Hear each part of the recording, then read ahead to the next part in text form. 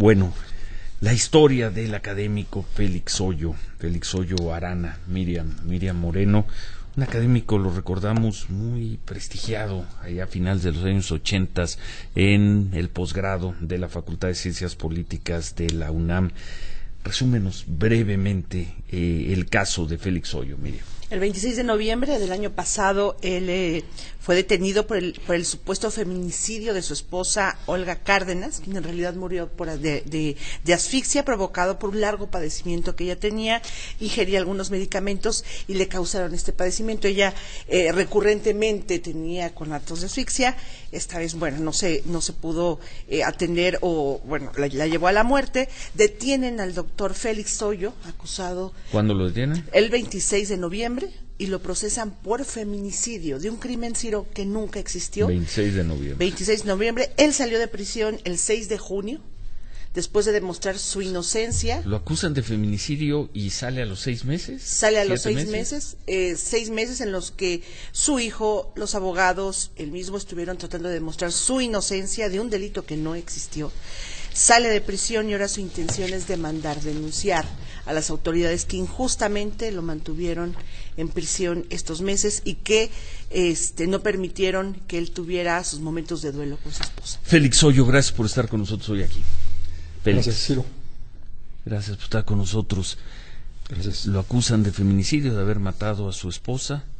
Lo detienen en noviembre y unos meses después sale de la cárcel, está aquí con nosotros y además ahora usted va a acusar, me imagino que las autoridades de ¿qué? ¿Del Distrito Federal? Sí. Platíquenos, por favor, la historia, Félix.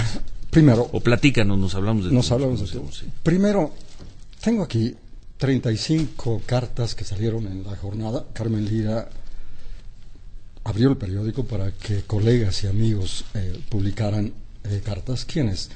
Guillermo Almeida, un prestigiado académico con un prestigio internacional como periodista. Adolfo Gil, historiador prestigiado, profesor emérito de la Facultad de Ciencias Políticas.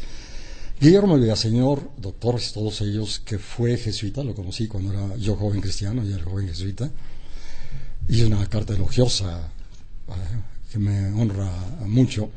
Hablando de aquella experiencia, nosotros fuimos de los jóvenes vinculados a los jesuitas universitarios con don David Mayagoitia, a quien rindo honor, que nos enseñó aristotélicamente que la política es la tarea del bien común y nos abrió estos horizontes de participación en la política y en la universidad. Bien, Guillermo Villaseñor hizo esta carta y múltiples académicos, doctores, la enorme mayoría, colegas de la UAM Xochimilco, de la Facultad de Ciencias Políticas, del Departamento de Sociología de Chapingo, de la Universidad de Guerrero, donde fui joven profesor, del posgrado en educación, el ICEM en Toluca, algún colega brasileño que conocí en Brasil, y otros más, a mis amigos de París que se quedaron allá, con quienes formamos parte del Comité Francés de Defensa de Derechos del Hombre en México a principios de los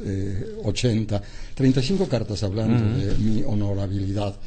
Frente a la acusación, tienen ustedes ahí el documento, absolutamente perversa, la acusación del Ministerio Público que hace aparecer a mi hijo como quien me denunciara por la atrocidad del feminicidio. Y bueno, el concepto de feminicidio implica algo atroz, no simplemente una muerte accidental.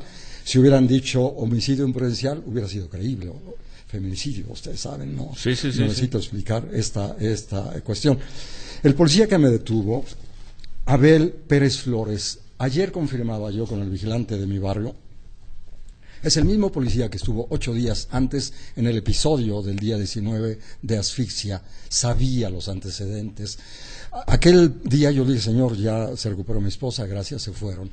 Esta vez estaba allí, yo dije, vienen para ayudar, qué ingenuidad la mía. Apenas salen los paramédicos diciendo que había fallecido mi esposa, irrumpe violentamente al interior de mi domicilio el policía, me pone esposa sin siquiera ver el cadáver, me detiene y me dice, usted la asesinó. Yo le digo, señor, tengo que resolver muchas cosas, tengo un cadáver. Me metieron violentamente a la patrulla. Primero, ¿qué busca el policía? 8,000 pesos de premio. Entonces lo supe cuando estuve al interior de la cárcel. Es algo perverso estructuralmente. Pero nunca te los pidió directamente. A mí no. Le dan a él su premio. Después llego al Ministerio Público, me entrevistan, etcétera. Algo extraño. Mi hijo hace una hora para Perdón, llegar... nada más, un paréntesis. Tu esposa llevaba largo tiempo convaleciendo. Mi esposa tenía una enfermedad hereditaria bipolar. Venía del padre. Los hermanos todos tienen el mismo padecimiento, algunos otros familiares por el lado paterno. Y tenía 4 años de la última crisis. Fue hospitalizada en el Ramón de la Fuente. Los médicos en algún momento, yo no sé si fue correcto, me proponen electroshock. Yo le dije, espero que no haya consecuencias. Dice, no habrá consecuencias. Se trata simplemente, va a perder la memoria una pequeña temporada y la va a recuperar. No se preocupe. Con esa afirmación, que todos entendemos, dije, bueno, si es así. Pero mi esposa nunca se recuperó, nunca volvió a ser la misma. ¿Lo hicieron bien o lo hicieron mal? No sé. Estoy consultando también con expertos para poder entender. Ella era una historiadora, socióloga, también muy dinámica, muy eficaz, me lo han dicho sus amigos en estos tiempos que he hablado con ella. Estaba apasionada por un personaje que conocimos, que entrevistamos en Guerrero, en Xochipala, la coronela Amelia. Antier estuve revisando sus documentos, un personaje precioso.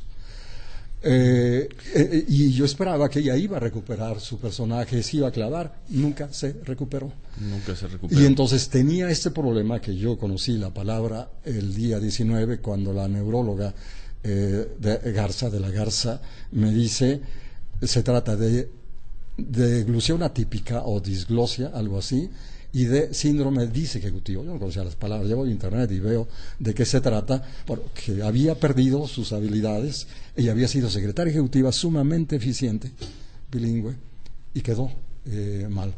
Y entonces ya tenía semanas, meses con problemas de atragantamiento, que lo íbamos resolviendo paulatinamente. ¿Y cómo muere ella? Ella... yo salgo al tianguis a hacer compras, me tardé más de lo debido porque había que ir al banco a sacar dinero para la dentista y cosas de este orden, comprarle lo que ella requería. Cuando llego a casa habitualmente ella salía a ayudarme, no salió. Toco la campana que funciona como timbre, no sale. Y entonces ya me preocupo, qué raro. Y ya entro y la veo en el sillón, su sillón preferido, donde sentaba a leer y a oír música, con la mirada clavada en el techo, fija, ya no respiraba, blanca, pálida, y entonces yo intento lo que hicimos el día 19, poner la boca abajo en un lugar adecuado, y una escalera descendente donde pudiera darle palmadas en la espalda para expulsar. Expulsó plátano macho, que tenía el bocado en la boca, y segunda expulsión, plátano un poco masticado con los dientes individuales que tenía implantados. Yo intento, prueba, tenía yo la boca con sangre de mi esposa, se mordió la lengua entre el movimiento porque quedó flácida, y yo tenía la boca con sangre. ¿Más evidencia? Hice hasta lo último. Yo a mamá la había cuidado años, décadas. Yo quería su recuperación. Yo quería volverla a ver entera. Y me acusan de algo monstruoso. A pesar de las evidencias de la sangre, le traté de dar respiración boca a boca, ya no se recuperó. Más evidencia. Y las evidencias médicos, dentistas, psiquiatras, etcétera, que aportaron desde el mes de diciembre, teníamos todas las pruebas. ¿Por qué me hicieron esperar 6 meses ahí, habiendo tantas evidencias?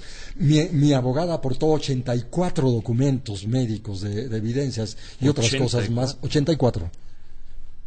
Los estuve revisando el día de antier, y cuantos más pruebas mete uno, más tiempo dura el proceso. Félix, vamos a hacer una pausa y te pediríamos que nos relates lo que ocurre desde el momento que llegas al Ministerio Público, sí, estos 6, casi 7 meses. cómo sales y por qué sales, con qué argumentos jurídicos sales y qué es lo que estás ahora preparando y piensas hacer. Estamos hablando con el catedrático, además de decirlo, yo tuve el privilegio, allá, haber sido en 1989, me acuerdo que nos tocó el bicentenario de la Revolución Francesa, y tú querías, yo no fui al brindis, porque no podía, pero estaba muy entusiasmado, invitó al grupo a brindar el 14 de julio del 89, sí. Gran conocedor de Hegel, gran maestro, durísimo, creo que me pasó con 6, cansado ya, sí, duro, no, un gran académico, un hombre de primera. Hoy aquí con nosotros Félix Hoyo. Seguimos conversando, más que nada escuchando, Miriam, el testimonio del académico, del muy prestigiado académico Félix Hoyo Arana, a quien lo detuvieron acusándolo de haber matado a su esposa convaleciente. Lo acusaron de feminicidio, estuvo en la cárcel 6 meses, 6 meses y salió, y hoy estamos escuchando de viva voz su testimonio. Nos quedamos en que te llevaban al Ministerio Público, Félix. Quizá podríamos comenzar, no traje el documento, me llevaron a la casa 2 semanas después de haberme liberado un documento que dice, el caso hizo estado. Yo no entendía, y un abogado me dice que ya no hay reversa, o sea, quedó perfectamente demostrada mi inocencia. Y pudiéramos decir, ¿por qué se aceleró mi proceso? Hay muchos que están inocentes. Allí hay un hombre, tengo aquí un documento que puedo referir, su nombre, a quien conocí porque di algún curso de filosofía allí al interior. ¿Ahí mismo? Sí, di un curso de filosofía, muy honroso para mí, y lo tendré en mi currículum. Lo detienen porque se parece a alguien y el juez a la hora de sentenciar le dice, sé que eres inocente, pero ni modo, te tocó. Ese es el sistema de justicia. Hay múltiples casos de ese orden. Sé que eres inocente, pero ni modo, te tocó. Así es. Félix, cuando llegas al Ministerio Público hay 2 momentos en donde toman tu declaración, narras cómo fueron los hechos, llega después tu hijo y hay un intento de extorsión ahí. Cuando llega mi hijo le dicen que tu papá cambie la declaración y que diga que se cayó la señora. Digo, no la cambio, no se me cayó, la acomodé boca abajo. ¿Cuál era el truco? Podía ser homicidio imprudencial y luego está adulterando sus declaraciones, ¿no? Cuando llega el cadáver, dicen traumatismo craneoencefálico, fractura craneal, absolutamente falso, ninguna evidencia de esto, y en ese momento le dicen 120,000 y se arregla. 120,000 pesos. Yo le dije a mi hijo, ni un céntimo, tengo todas las evidencias a mi favor, lo que yo no calculaba, la perversidad del sistema. Ahí habría que decir el nombre de este policía de investigación, estudiante de economía que afirmaba que el país está muy bien, ni abogado ni médico. Y lo ponen a dictaminar sobre un cadáver, ni abogado ni médico. ¿Tiene su nombre? El tipo se llama Contreras Martín, no, perdón, está Contreras Martín, Mauricio Contreras Martínez. Ese es el que pidió. ¿Es perito? ¿Qué es? Estudiante de economía. ¿Pero cuál es su función? Entonces? Escribir a máquina. Y extorsionar. Hace el trabajo sucio. ¿Nos repites el nombre, por favor? Mauricio Contreras Martínez. Esto fue en la agencia del Ministerio Público. En la agencia del Ministerio Público. Bueno. Y después, procurador, repetimos el nombre de esta persona, por favor. Mauricio Contreras Martínez. Mauricio Contreras Martínez. Y luego, Martínez. el entiendo, jefe del Ministerio Público, Miguel Ángel Cariño, fue el Cariño. Fue el que manda el documento diciendo que se trata de feminicidio, fue el que avala la afirmación de que mi hijo me denunció, absolutamente falso. ¿Cuál es el truco?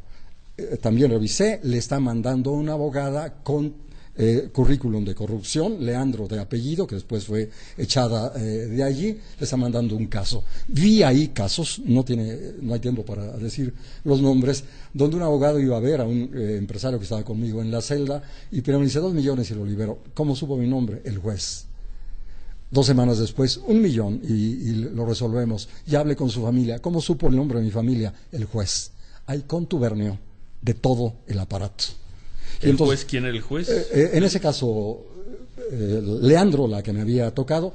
¿Por qué se acelera?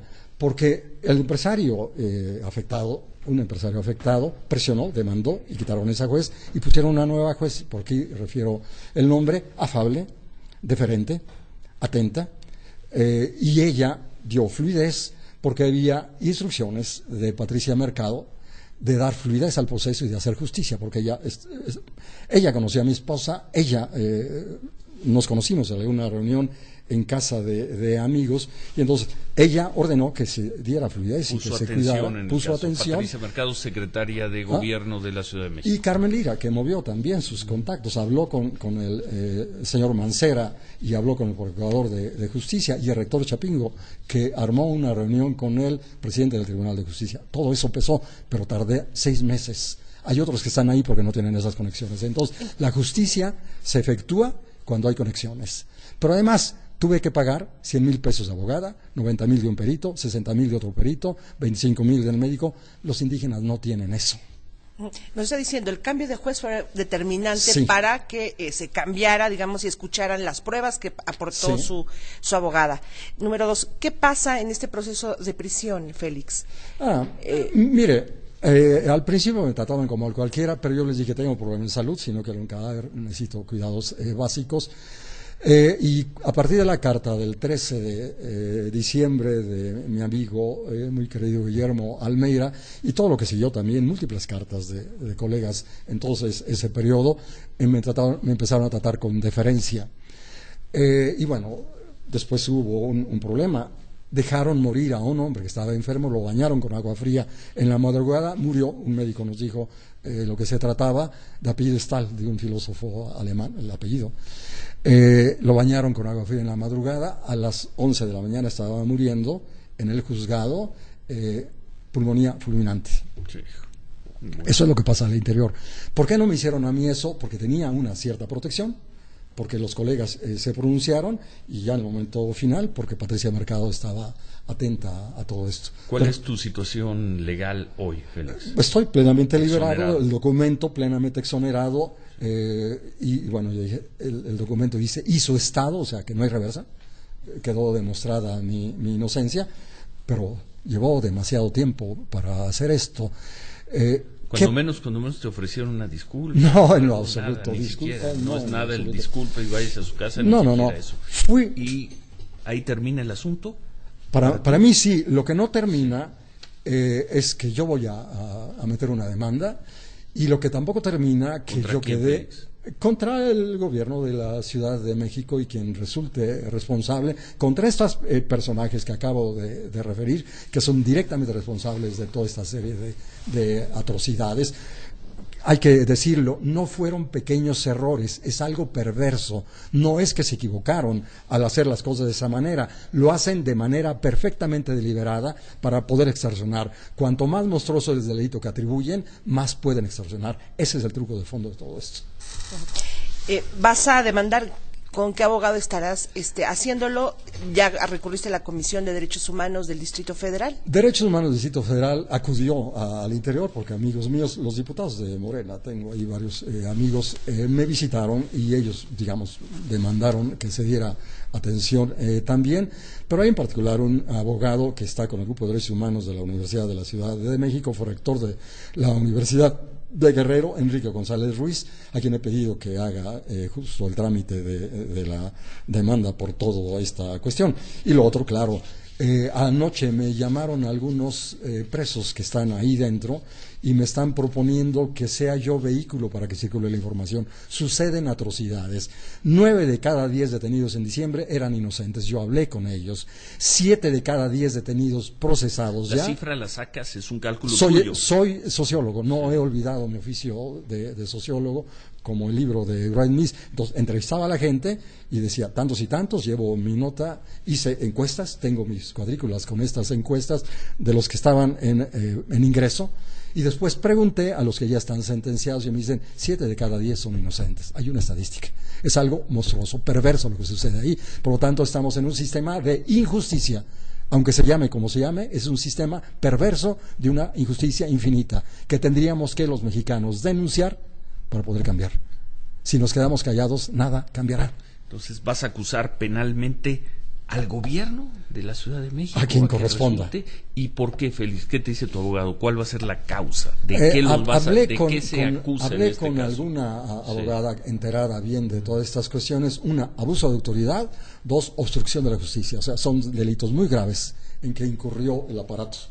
¿Y qué esperarías? ¿Una reparación del daño, una destitución? ¿Qué se Las gana dos cosas, en este las dos juicio? cosas. O sea, ¿Qué ganas? Primero ¿Cuál la sería denuncia, tu que la triunfo ciudadanía legal? sepa las atrocidades que se cometen en esto. Lamentablemente la mayoría de los detenidos están aterrorizados. Yo estaba muy seguro de mí mismo como estoy por mi propia inocencia, pero los que tienen delito están aterrorizados. Los golpean, los maltratan, los humillan, los bañan con agua fría y la gente no quiere hablar.